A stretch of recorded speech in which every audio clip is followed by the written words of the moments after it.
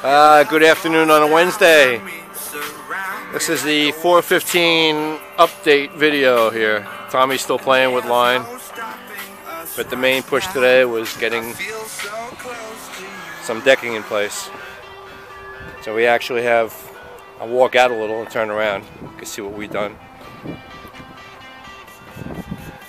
We've changed the walkways out, we've connected the main deck all the way back to the bulkhead. Actually have some stuff stacked on top of it right now. And we went over about 15 some odd feet to this edge. So essentially this has to be dismantled and remantled on the other side of the property.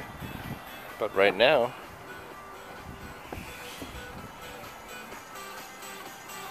we have a lower deck seating area.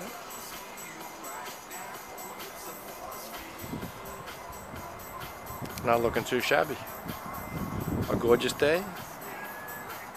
A good productive day of work. I love it. Catch you later.